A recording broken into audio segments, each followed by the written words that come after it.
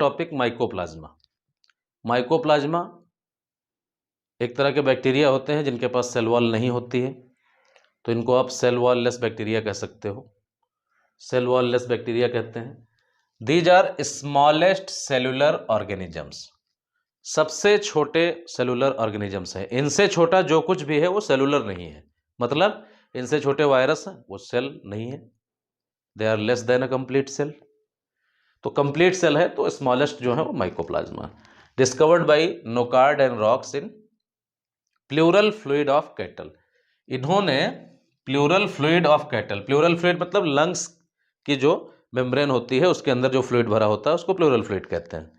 तो pleural fluid cattle के उससे इन्होंने डिस्कवर किया, और वो चेंजिंग शेप के थे तो इसलिए इनका नाम दिया इन्होंने PPLO। PPLO, pleuro pneumonia like organisms, PPLO। तो ये दूसरे नाम से भी आ सकता है। प्लियोमॉर्फिक नेचर मतलब चेंजिंग शेप।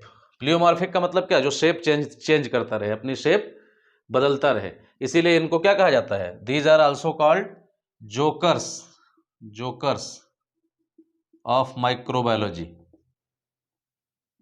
इनको जोकर्स ऑफ माइक्रोबायोलॉजी कहते हैं। क्यों, ये शेप चेंज करते रहते हैं, जोकर अपना रूप बदलता रहता है। नौटंकी वगैरह में जो जोकर होता है, ठीक है, फिल्मों में जो जोकर होता है, तो प्लियोमॉर्फिक नेचर होता है। No cell wall, cell wall नहीं होती है, सेल वॉल लेस बैक्टीरिया है, ठीक है, और अपनी शेप चेंज करता है इसलिए जोकर बोलते हैं। फैकल्टेटिव एनारोब का मतलब क्या है, नॉर्मली एरोबिक है, ध्यान रखना। फैकल्टेटिव एनारोब का मतलब यह है कैन सर्वाइव, ये बुक की लाइन है, can survive in the absence of oxygen. Oxygen की एब्सेंस में सर्वाइव कर सकता है, इसका मतलब यह नहीं है कि ऑक्सीजन बिल्कुल चाहिए ही नहीं इसको, या ऑक्सीजन नहीं यूज करता, यूज करता है। नॉर्मली एरोबिक है लेकिन फैकल्टेटिव एनारोब है।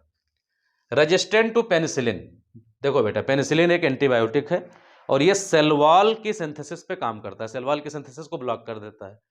अब सवाल, माइकोप्लाज्मा के पास तो सेल वॉल है नहीं, तो पेनिसिलिन कहां से काम करेगा। लेकिन मान लो कि कोई ऐसा एंटीबायोटिक है जो सेल के अंदर काम करता है, मान लो राइबोसोम पे काम करता है, या डीएनए सिंथेसिस को रोकता है, या आरएनए सिंथेसिस को रोकता है, या जो प्रोटीन सिंथेसिस को रोकता है, तो अगर वो कोई एंटीबायोटिक है जो सेल के अंदर काम करता है, वो इस पे काम करेगा, तो क्या होता है, these are resistant to penicillin. लेकिन बहुत सारी एंटीबायोटिक हैं, उनके लिए सेंसिटिव भी होते हैं। ऐसा नहीं कि कोई एंटीबायोटिक काम नहीं करेगी, काम करेगी। Sensitive to tetracycline. आपकी जानकारी के लिए बता दूं, जब कभी डाउट होता है कि कोई इन्फेक्शन वायरल है या माइकोप्लाज्मा से है, तो टेट्रासाइक्लिन का छिड़काव किया जाता है। अगर इन्फेक्शन रुक गया तो मतलब माइकोप्लाज्मा से है, अगर नहीं रुका तो मतलब वायरस से है, क्योंकि वायरस पे एंटीबायोटिक काम नहीं करेगा, माइकोप्लाज्मा पे टेट्रासाइक्लिन काम कर जाएगा। हाँ, पेनिसिलिन अगर स्प्रे करोगे तो नहीं काम करेगा, पेनिसिलिन अगर अप्लाई किया जाएगा तो काम नहीं करेगा। डीएनए क्या होता है, डबल स्ट्रैंडेड सर्कुलर होता है, कभी कभार लीनियर भी होता है कुछ में, ठीक है। सेप्रोफाइटिक हो सकते हैं, ऑस्मोट्रॉफिक हो सकते हैं, पैरासाइटिक हो सकते हैं, एब्जॉर्प्टिव नेचर होता है इनका बेसिकली। पैरासाइटिक में ये बहुत सारे डिजीजेज कॉज करते हैं, बहुत सारे डिजीजेज कॉज करते हैं। किसी डिजीज का नाम आपकी बुक में एनसीईआरटी में नहीं दिया गया है, एक दो नाम ले लेते हैं। सबसे कॉमन जो माइकोप्लाज्मा डिजीज है वो है little leaf of brinjal. Brinjal मतलब बैगन, तो बैगन तो प्लांट है, तो ये प्लांट का डिजीज हो गया, ठीक है। और ये नाम कहाँ से आया था, प्लूरोनिमोनिया, तो प्लूरोनिमोनिया भी कॉज करता है बोवाइन में।